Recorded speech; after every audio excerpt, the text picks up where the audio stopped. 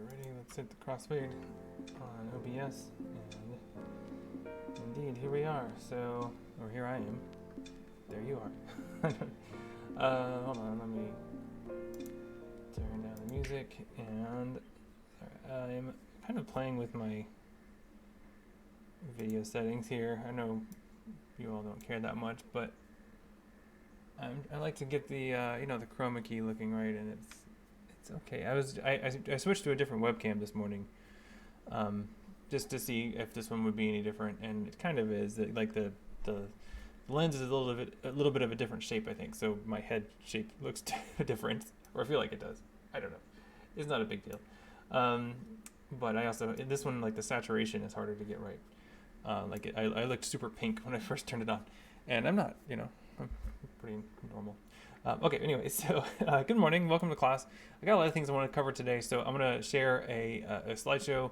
I mean, you can see it here, but I'm going to copy the link, put it in both the Discord and Twitch. This is mostly to let me kind of organize the things I want to say to you, and also when I watch the video later and add the timestamps, it'll help me navigate that too, because I'll be able to see when I switch to different slides. So that's the idea. Check it out. Oh, and thanks for saying good morning in the chat on Twitch. It's always good to see who's out there. I see I have 6 viewers on the dashboard, which is great, but it's nice to see that you have names. So thanks for saying good morning, Chosen Clown and MH Finn and Meow Morning Paw.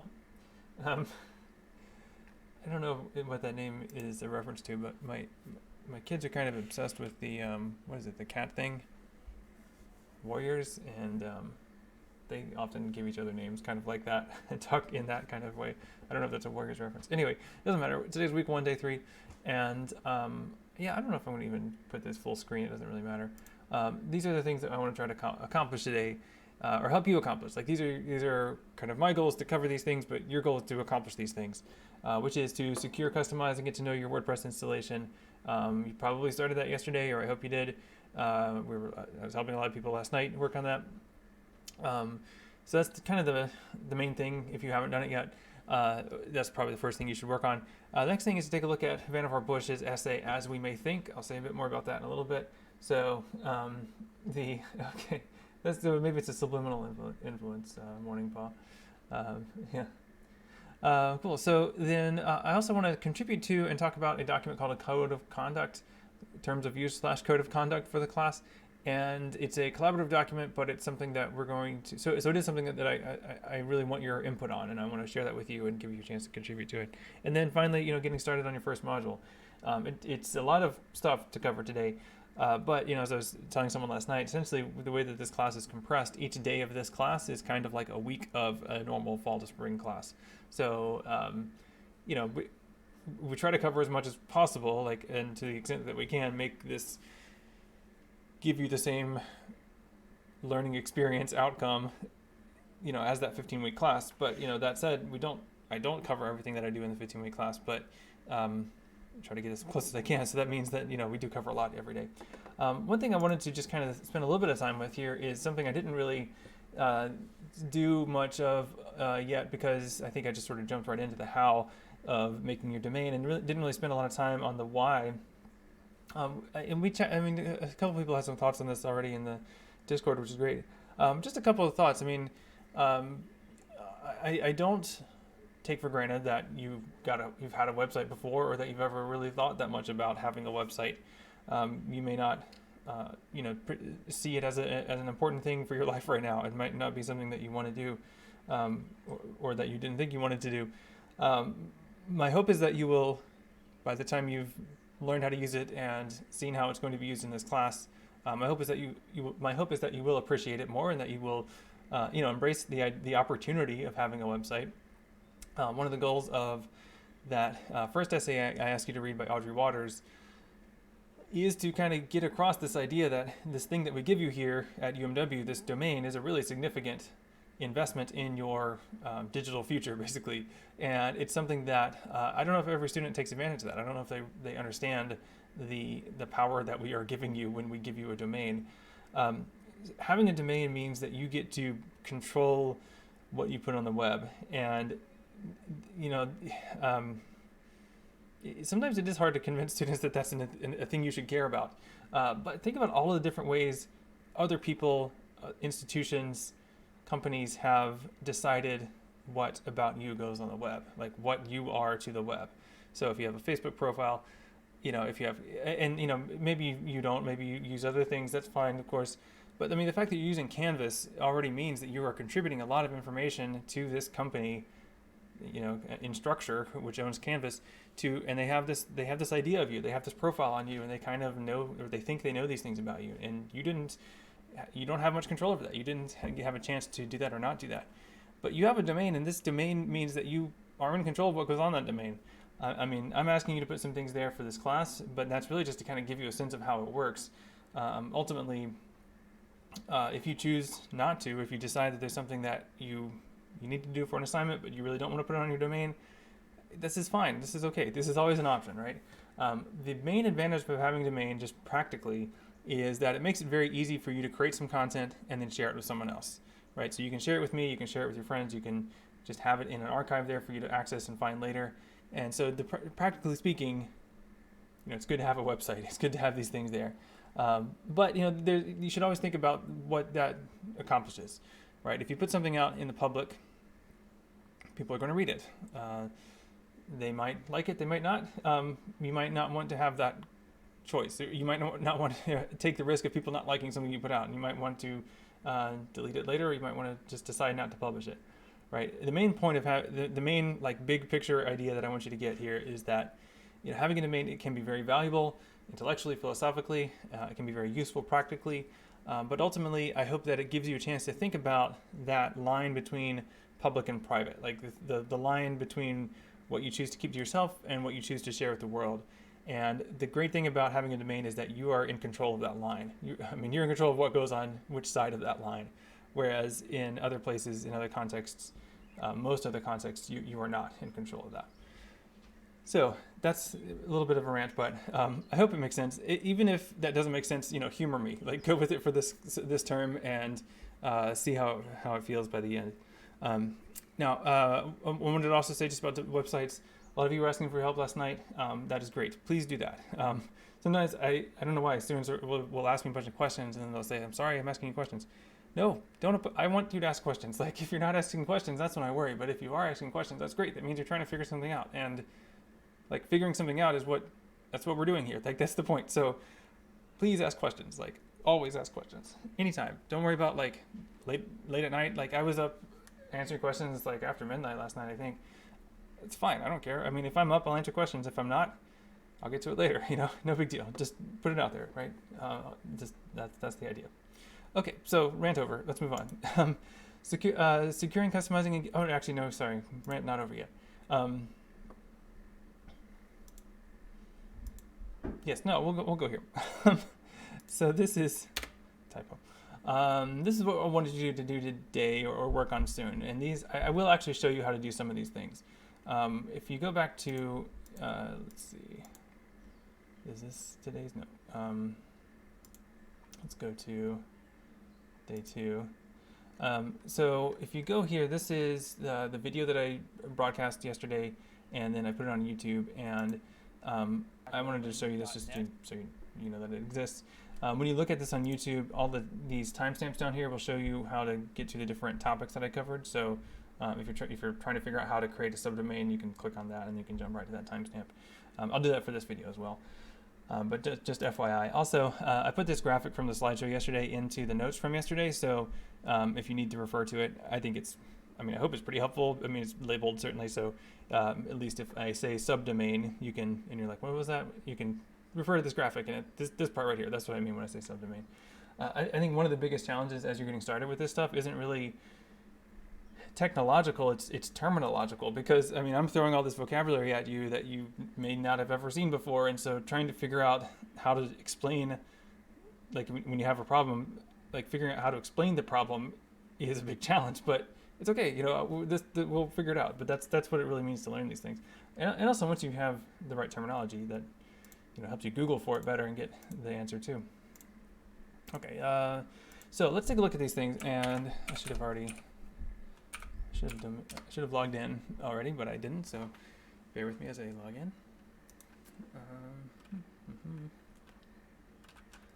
The bird cam isn't working today, and I don't know why. Sometimes that's just how it goes. It's not an authentication error. That's the right one.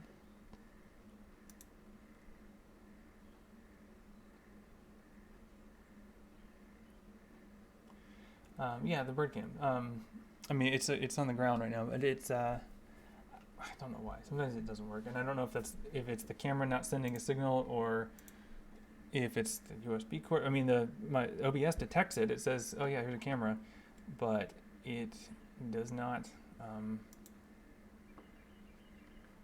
have any imagery from it. So I don't know why. Okay, so this is the subdomain and WordPress installation that I created yesterday in the live stream. So this I'm going to do a couple more things to it here, just to show you a couple, like those 3 things that I recommend here on the slide. I mean, there are lots of other things you can do, and I did mention several other things in the notes, but these three things you should really do, right? These are very, very strong recommendations on my part. So let me show you how to do these things. First of all, let's take a look at the plugins. And you remember Akismet I mentioned the other day is it will block comments from being posted. Like, it'll block spam comments. So you should activate this. So you have to activate the plugin like I've done here, and then you also have to set it up. So let's set it up here this way. Let's see.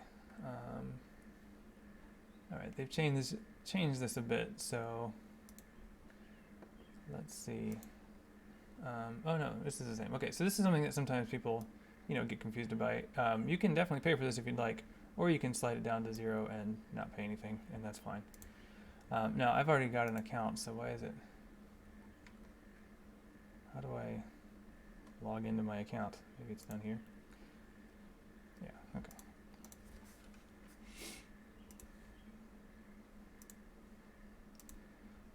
By the way, you can see my password manager there. This is a unrelated recommendation, but if you aren't already using a password manager, you should. I like Dashlane okay. I used to use LastPass, but Dashlane has been working pretty well for me. You let it remember your password so you don't have to. Okay, so what I just did, I'm kind of doing this a little quickly because I don't want to put this on the stream for too long, my account, my API key. But that's the imagery there that's the, it's like a secret password that Akismet needs in order to work. So Akismet needs to connect to its external servers, and this little password here gives it that permission. Okay, so that's good enough for now. Let me add the WordFence plugin as well. I've got Jetpack here, but I'm not going to activate it at the moment because it takes a while. Well, I don't know if it takes a while, but it's, it's kind of big. Did I already install WordFence yesterday? I don't remember. Yeah, I guess so. Okay, so let me activate it. And this one I think is just a one-step activation. This just adds more security to your website.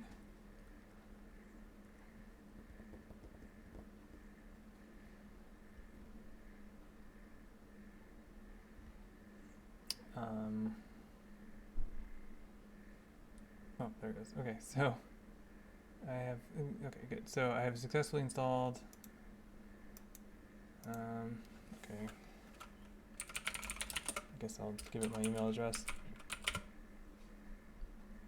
No.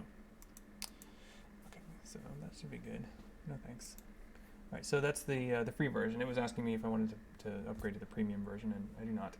So that should be good. I mean, basically, it'll work fine out of the box, but you can customize different things about it, and it can get pretty wonky. It doesn't matter. So anyway, the final thing I wanted to show you, which is kind of it's kind of counterintuitive. Like it's more steps than you would think it would be, and that is I want to disable comments entirely. Like I want to see if I can prevent anyone from leaving comments, and this is actually one of the suggestions that they have here.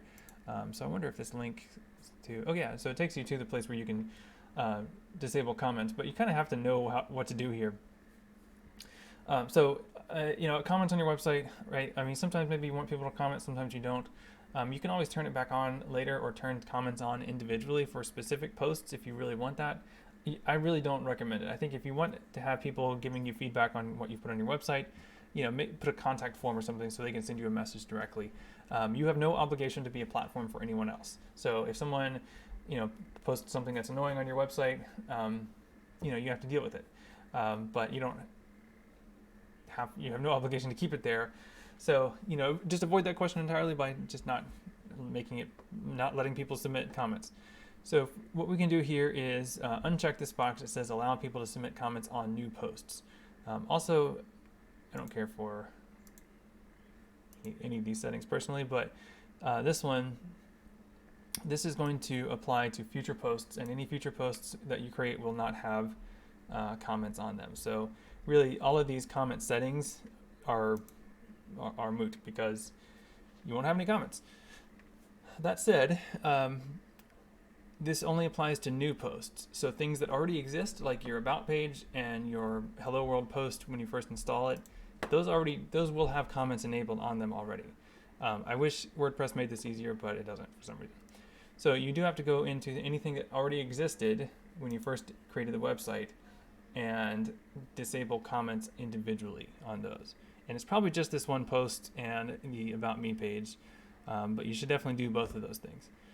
It is down here on the bottom right where it says discussion, and then you've got to uncheck both of those boxes. Now for any future posts that you create, they will automatically be unchecked. But for this one, you have to do it that way. I don't know why WordPress decided to do that, but that's how it's been for years. Okay, so those are 3 very important things that you should do on your WordPress installation as soon as you can. Okay, so moving on, and as always, if you have questions, please ask. But I am going to move kind of quickly because this is being recorded, and I think most of you are probably watching these after the fact, so that's fine. But I'm going to move quickly, and then you can navigate it with the timestamps or whatever. But again, please ask a question if you're watching live, and I'm happy to try and answer it. But, because if you have a question, that question may occur to someone else later on. But if you ask it now, then I will answer it now. So here's some homework. So this is an essay called As We May Think by Vannevar Bush, and it includes these 2 great illustrations that I have here on the slide. So I thought I'd put them on the slide here to really highlight them and make sure you see them, because sometimes, like in different web versions of this, they don't show up. But I want to talk about this essay a little bit, give you some background on it, and then invite you to read it, and then post some thoughts in Discord like we've been doing. So a discussion post there. I've created a new channel called As We May Think under the discussions category, so that's what I'd like for you to use as you read and reflect and respond to this article. So this is the illustration that accompanied it at the top. This one on the left, where he has kind of this camera strapped to his forehead. I don't know if that's actually, that doesn't look like Vannevar Bush really, but it's like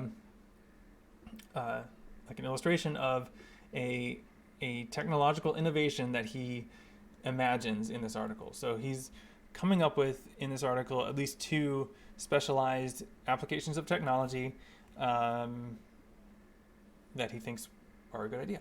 So this is 1945 when he's writing this article. It's an article published in the magazine The Atlantic, and Vannevar Bush is a scientist and engineer who works in the war effort. And so he has access to these kinds of technological things, and he has this idea for how we should use it. And this idea of the forehead camera, I think, is great. Obviously, it didn't catch on, but what you can kind of see, you see obviously the camera is strapped to his forehead. It kind of looks like a GoPro, but this is 1945, so this is not a GoPro. This is a film camera. And you can sort of see on the glasses lens, there's a kind of square, and then this little wire coming off the side is his controller. So he's like looking at things and then snapping a picture, looking at things, snapping a picture. This is a researcher in the field or in the library looking at documents and snapping pictures of whatever he's looking at. That's the idea. Kind of dorky, but I think it's kind of cool too. So the other thing over here is much more influential. This thing on the right is called a Memex, and the Memex is a device that Bush never created it, but he did create a patent for it, so he designed it. And people have built them over the years, I think, but they're not, they're more like museum pieces. They're not practical machines for doing intellectual work. But that's what the original idea was. And I wonder if I can get a bigger. Oh, there's a squirrel. You can't see it because the bird cam's off, but there's a squirrel hanging out. Let me see.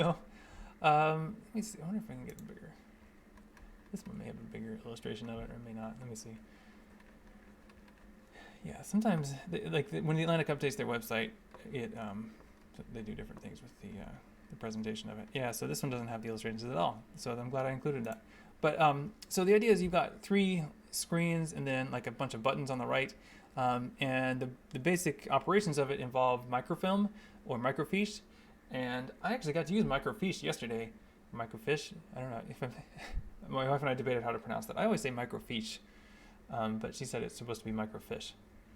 But I think she might have been messing with me. But anyway, these are like I needed to look at an article from a magazine from the 70s yesterday. And so I went to our library, and in the big cabinets of the microfiche, there's I don't know if I've ever used microfiche before, but there's these little, it's like an index card, but on that index card is the entire contents of a single issue of a magazine.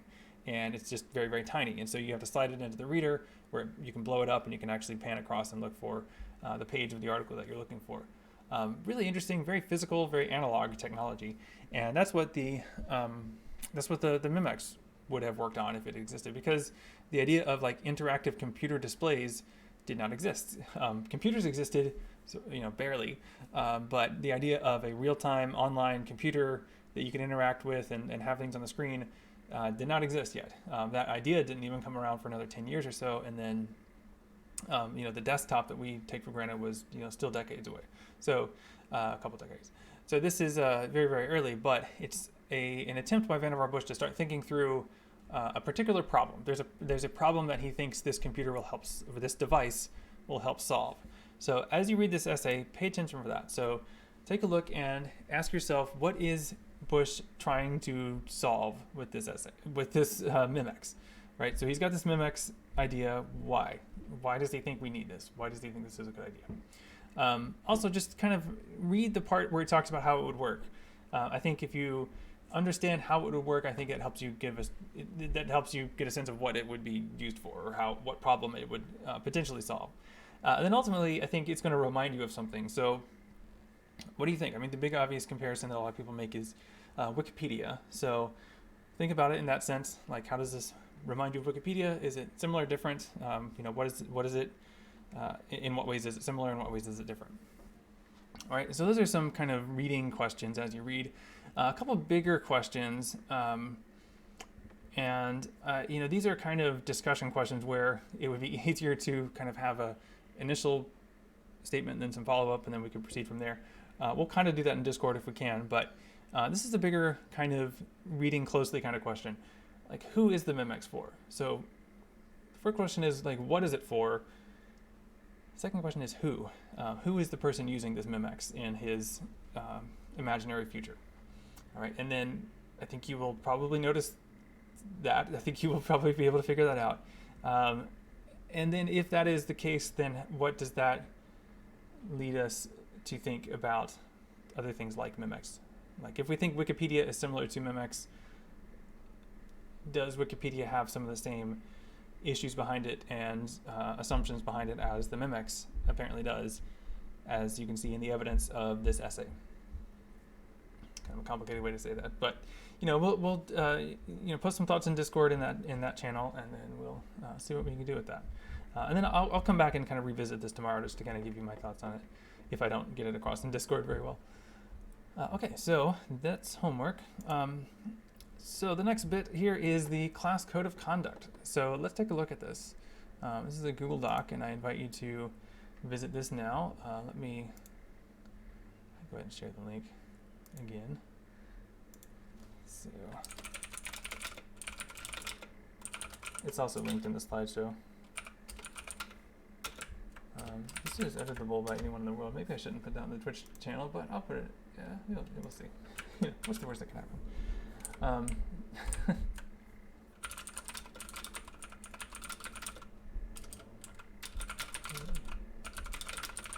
Actually, I don't want to imagine the worst that can happen. Okay, so there it is.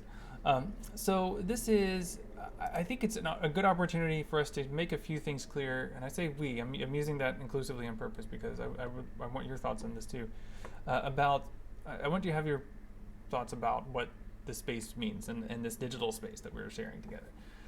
The Discord, the Canvas, the Twitch, all these different platforms, the ways that we interact, right? We are a community, and as a community, we need to make sure that we agree to some shared values. Not everything, we won't agree on everything, but there are some things that we do need to agree. I think we do need to agree on in order to have a safe and productive space, safe for all of us and productive as much as possible. So this comes down to avoiding like abusive and harassing language, of course. I hope I don't have to specify that, but that is the kind of thing that I hope is that I mean when I talk about having a safe space. But there's other things here. You can almost think of this almost as advice, really, down here in the code and the specific things that I've added. One of the things that I think is a bit harder to realize, and so that's why I spelled it out here, is avoiding the language of advice, avoiding the language of ease when giving advice. So this is something that I think we've already encountered a little bit, which is that okay, so like setting up a subdomain, I've done it hundreds of times. So for me, pretty easy, right? Like it's pretty easy for me to do. There is a risk that I've noticed in my patterns of speech, and I try to avoid, but I may not always avoid, where my sense of how easy it comes across to you. In other words, you might say, I can't figure this out, and I might say, oh, it's easy, you just blah blah blah blah blah, and there is a problem with that. Whenever I say, oh, it's easy, you just blah blah blah blah blah, if you hear that and then you have no idea what I say after that, like if you have no idea what I'm talking about, there's a risk that you can hear, oh, it's easy, and then attach that to I can't do it, therefore there's something wrong with me. Like that means, because it's easy and I can't do this easy thing, that means I'm a failure, everything's terrible. And that is not my intention. I don't intend to convey that sense at all. I don't want you to believe, I don't want you to feel that that's the case. The problem is really on me in that imaginary conversation. That was my fault for incorrectly giving you that assumption. So I always try to remember that you're coming to this with whatever you have. Like that's all I can ask as an instructor, and that's all you can offer as a student is like you start with wherever you are. And if you are creating a subdomain for the first time, it probably isn't easy, right? I mean, that's not an automatically easy thing to do. So of course it's going to be a little bit challenging, and that's okay. And I think you will be better served if I, as the instructor in that conversation, give you a chance to figure it out yourself, but also, respect the struggle that you're having. Like that's a thing that's okay to have. I want to encourage that for you as well, for others, because we have different levels of experience in this class. You all have different levels of experience. You might figure out something first, or you might have already done it a bunch of times, and that's great. And I love when you all help each other. But just keep that in mind as well. Like try to avoid that language of ease or saying, oh, it's easy, you just blah, blah, blah, because that can come across as condescending, even if you don't mean to. Like even when you're trying to be helpful, it can come across and be received in a way that's harmful to someone else's learning experience. So just keep that in mind. That's what I mean when I'm talking about this language of ease bit here. So see what you think. I mean, you don't have to do this right now, but take a look at it and see if you can add a few points here. And I've put my initials after these 2 points because I added these. You can do that as well. I would like for you to do that as well, just to kind of keep track of who's adding what, so we can follow up if we need to. And then just hit here. Try to make each of these start with a verb if you can, to make it easier to have active language, and we can kind of think about what we're doing and what we're not doing, as opposed to kind of abstract principles. Okay, so that's the code of conduct. Please try to contribute to this today if you can. Although anytime this week, like anything else this week, it's all due Friday. So try to get this done by Friday, and that would be great. Okay, so I have one more big topic to cover today. I do feel like I'm covering a lot and moving pretty fast, but that's sort of how these things go. And actually, though, this last topic is almost the last thing for the week, because tomorrow we'll be more or less kind of picking up the pieces and filling in any gaps. I wanted to talk about the modules. I introduced these a bit a bit yesterday, and I wanted to give you a little bit more detail about like what you're actually going to be doing for each of these. I have some slides. So let me actually, what I'll do, I want to animate this.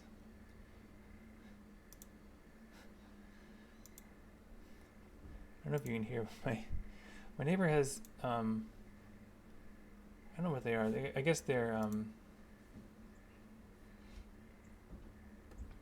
oh, that worked. I guess they're like, I mean, they're not, I don't think they're parakeets. They look like parakeets, but they're, I forget what they're called, but they're these little, you know, birds, and they're, he puts them on the back porch during the day when it's a nice day like this, and they like to squawk pretty loudly sometimes. So that's, I'm hearing them because my window's open. Anyway, I don't really, it doesn't matter if I animate this, so I'm not gonna do that. Let me just kind of highlight these as I go. All right, so step one is, for this module is, choose which one you want to work on. And the choices I would like for you to choose from are Art of the Animated GIF, Creative Coding, Interactive Fiction, or Digital Audio. I gave you a brief introduction to each of those yesterday. I can do more if you'd like, but basically the information for those is all on, not Canvas, it's not on our Canvas course, it's actually over here on DGST101.net. And we do it this way because multiple people teach this class, but we all use DGST101.net as kind of the common frame of reference, or I hope we do. I mean, I do. I certainly do. The only thing that you need to know as you look here is that, you know, this references a Slack channel. We're not using a Slack channel for this. Obviously, we're using Discord. So anywhere you see Slack, you should think Discord for my class. Okay, so each of these modules is a topic or a genre or I don't know what else to call it, a theme area. I mean, they're fairly coherent, but they offer a lot of opportunities for exploration and discovery, and that's really what this is about, right? So one of the things that, you know, we started this class with building a website, making your domain, and the, you know, there are lots of things you have to do to get a domain running. Like, you just have to do these things. Otherwise, it's not going to work. So usually, but other than that, like when we're talking about the module work, you really are on your own to determine how complicated you want to make it, right? Because I want to recognize that you have different skill levels and backgrounds and interests, and I'm not asking you to reach a specific threshold for these modules. I'm not asking you to make a certain number or quality of an animated GIF, or, you know, make 3 video games, or, you know, whatever. I'm not really looking at the artifact at all. I'm just interested in your process, and that process involves starting with wherever you are, whatever tools you have already, and then expanding on those as you work on some ideas for this module, right? So, you know, after pretty much everything else for this class is going to be structured in that way, where there's a lot of things for you to do and explore within a, you know, fairly narrow kind of range of things, and it's up to you to figure out what to do with that and how to be successful. Of course, I'll guide and help, but you're the one that's ultimately responsible for your success. So that's the kind of ethos behind these. Okay, so I could do, yeah, so Colin in Discord just asked a question: could you show how to upload the end product to your website? I can show you that if you'd like. It's a bit, well, it's not too involved. I guess it won't take too long. So yeah, I can show you how to put things on your website, yes. That said, however, I also want to kind of go back a little bit and say again that for these modules, you don't have to, it's not about the artifacts. Like, it's not about the game you produce or the podcast you make. It's about your learning process that goes into producing that. So you can still be very successful as a student. You can have a very successful learning experience even if your product does not exist at the end, even if you don't end up completing the product that you hoped you would, right? Sometimes having a really ambitious idea and then getting halfway to that idea is a better situation than getting, you know, something kind of, you know, smaller done quickly. I mean, you've got to decide for yourself. But really, don't, if you upload a Twine game, another way to put it is, like, if you are doing the interactive fiction module, I'm not grading your Twine game. I'm responding to your reflection on your learning process. Like, that's what we're doing. But that said, I do want you to share your Twine games, so, right, because that's the fun part. So let me show you how to do it. And this workflow will be kind of similar, really, for other things. Okay, so I'm going to use Twine Online. Like I've said before, this is probably not what you want to do. Oh, these are back. These weren't here yesterday. Huh, okay.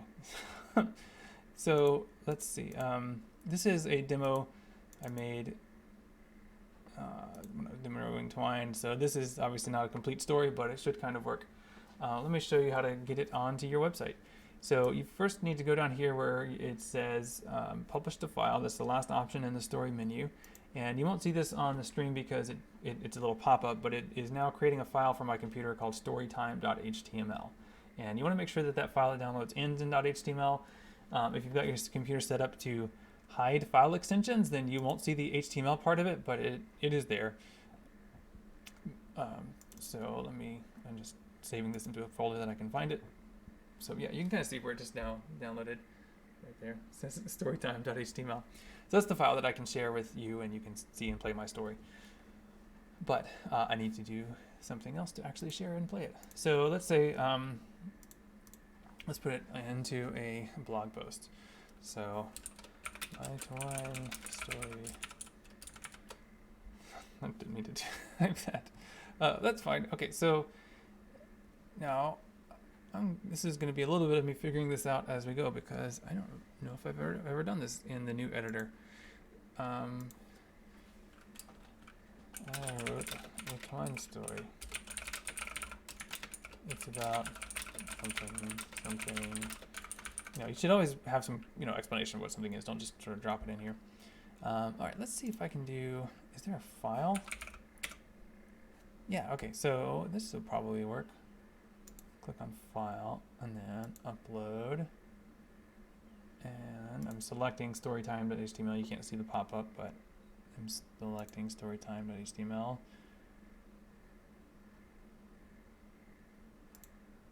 Huh, okay. That might work. I don't really want people to download it though. But I'm not really sure what it's going to look like. So let's see how it looks. Okay, well I guess that works. Well, yeah, I mean,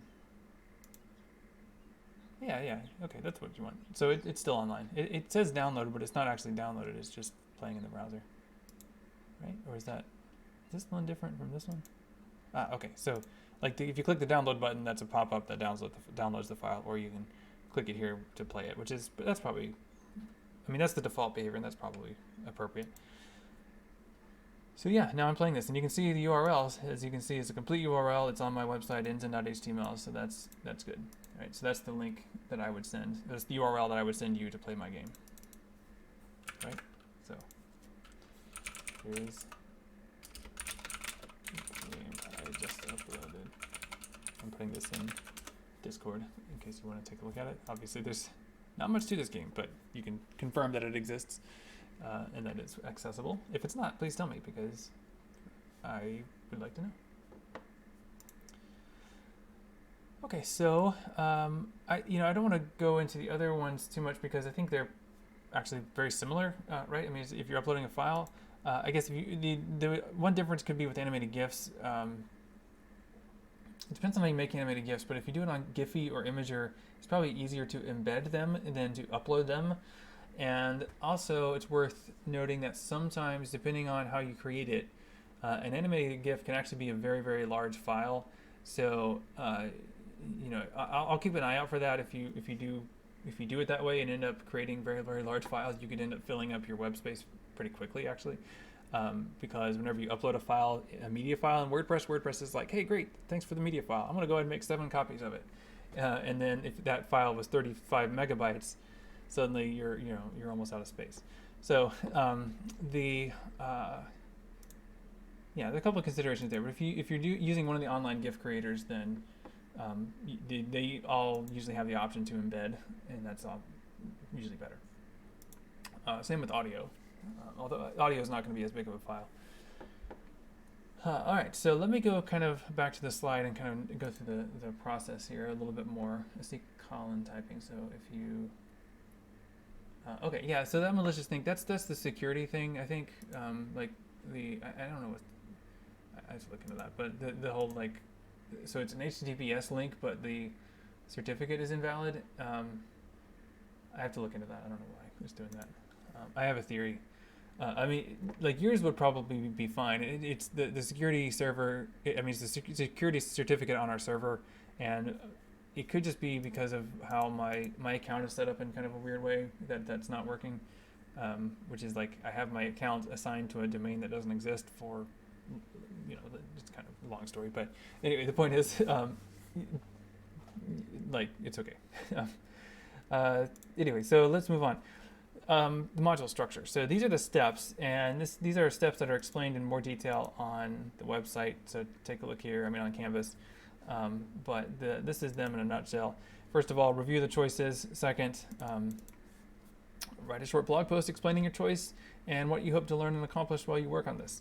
I say while you work on this, it's really going to be 2 days or so, but that's fine. And you should also so write that post, put it on your blog. But also share that post in your Discord channel with the peers that are working on that with you. So I think you will find it interesting to see what other people are doing. People may have ideas that you haven't thought of, and you might be inspired by that. So that's the idea. That's one reason to share those things. It also helps you stay a little bit accountable. So like if you say, I want to do XYZ, and then Friday comes and you haven't done those things, and that gives you an opportunity to explain why you didn't do that, and that could be a good use of that final blog post. All right, so the next step after you've written that intro post is to actually work on the tasks. And as you'll see with each of these, there's a list of things you can try down here or down here. But these are suggestions; these are not requirements. But if you're not sure where to start, these are meant to be places for you to start. So that's the purpose. But yeah, try them out and see how it goes. As things progress, you should kind of update your peers in Discord. So like once you get your first interactive fiction done, you want some feedback on it, put it in the Discord, ask for feedback, ask for people to peer review it, to proofread it for you, things like that. That's a good use of that kind of peer space in there. And then finally, I would like for you to share a short video reflecting on your work. And I say short here, 60 to 90 seconds. These do not have to be well-produced videos. You do not have to appear on camera in these videos. But I do want you to speak, I do want you to like think through and explain your ideas yourself. So in the face-to-face class, I like to have students give presentations. And the reason for that is that when you are kind of forced to think about something like this and explain it to someone else, I think you learn it a lot better. I certainly find that topics that I teach, I learn a lot better when I teach them, because I have to kind of organize it in my mind in order to explain it to you, and that helps me know it better. And so that's why I'm asking for you to do this as well. So 60 to 90 seconds. I think you can upload video directly in our Discord. Yeah, it looks like you can. I don't know if there's a file size limit, but try that if and if nothing else. You can also put it on YouTube and just set it to be unlisted if you don't care for it to be out there in the world. Just make it unlisted, and then you can share it in Discord so we can see it, but no one else can see it. Ultimately, if there's something that you're really self-conscious about, or you don't want it to be even in Discord, I guess I would allow you to submit it directly to me. But this is meant to be not a video that you're I'm not the audience for this video. Your peers in the class are your audience for this. So you're telling other students what you did. Think about all the different modules that people are doing right now. If you're working on animated GIFs, there might be someone who chose interactive fiction, but they were curious about animated GIFs, and they would like to see what you did. They would like to hear about your work on animated GIFs because they did something different, and they want to see what your experience was like. So think about your peers as the audience. That's the main bit of advice there. And then finally, a blog post. So in terms of the things that you produce, really, there's three things. There's an initial blog post, there's a video, and then there's a final blog post. So as far as the artifacts, those are the things I'm going to be looking for. Submit in Canvas the final blog post. That's all you need to submit in Canvas. Everything else, I'll be able to find if you submit that one. Okay, that I believe is all I have to say about that for now. But of course, if you have questions, please ask. trying to think if there's anything else I need to cover today. I don't know if there is, so let's just kind of go back and review a few things. So it's week 1, day 3. Your first job, if you haven't done it, is to get to know your WordPress installation. Specifically, I really recommend WordFence, Akismet, and turning off comments altogether. Next, you should take a look at this essay, As We May Think by Vannevar Bush, and respond to it and think about it a bit in our Discord channel. Specifically, think through these questions, like what is the problem that this device is trying to solve? Then ultimately, who is this device for? You may notice something as you read the essay, and if you don't, then I will point it out to you in the live stream tomorrow. And then, then the code of conduct. This is a Google Doc where I'm inviting. Yes, that's a good one. LR has added that. Avoid stealing someone else's work. Yeah, totally. I mean, that almost invites a question too about like what constitutes theft, right? In digital context, we do a lot of derivative work and appropriative work and remixing and so on. And there is an ethics to that. Like there is a way to do that ethically, and there's a way to do that unethically. If you're not sure about it, then I'm certainly willing to advise about any particular situations. Definitely don't steal each other's work. And of course, calling it stealing, that implies the unethical sense of copying from someone else. But in a lot of other cases, like when we get to if you're doing creative coding, right? Like a lot of those are really remixing something else. So like Taroko Gorge is a poem by Nick Montfort, and if you want to make your own version of this, you and like he's actually said this explicitly here. You can do this. Like you can just copy and paste this code. This is his code that produces this poem, and then you can modify this code to make it your own poem. And in a way, you're taking his code, but Nick has said, please do this. So it's fine. And as you can see, lots of people have, including me. But this is, that's the ethical kind of appropriation. So that's a good thing. Maybe we should have a more robust conversation about that at some point. Anyway, finally, working on the first module. That's really the work that rounds out the week for you. And this will be the last new thing I'm introducing. So tomorrow there will not be any new homework or assignments introduced. Tomorrow we'll be just kind of filling in some gaps and covering whatever else is left. Okay, so it's a busy week, but it's always, it's going to be 5 busy weeks for this class, and that's how it goes. All right, well, I'm going to wrap up the live stream. Of course, I will put this on YouTube and put timestamps in for the different topics that I covered. So hopefully that will help you navigate it if you're watching this later. They'll be in the description down below. And I'll be online again, probably late tonight. So if you are working late tonight, feel free to say hi or ask for help. I will do office hours from 1 to 3 this afternoon in the Discord channel. But if you see me online in Discord, feel free to chat me up, because that means I'm online. And don't feel shy about asking questions. Please ask questions. I always want you to ask questions. Always. All right. Great. So I'm going to wrap this up. I actually have an outro scene set up here. Oh, what's happening? Oh, my outro video isn't working for some reason. That's okay. I'll switch to it anyway. And turn on some music. And I will wish you a good day. So thanks for watching. If you have questions, please let me know. And if you want to chat, please join me in office hours this afternoon from 1 to 3. That's it. Have a nice day.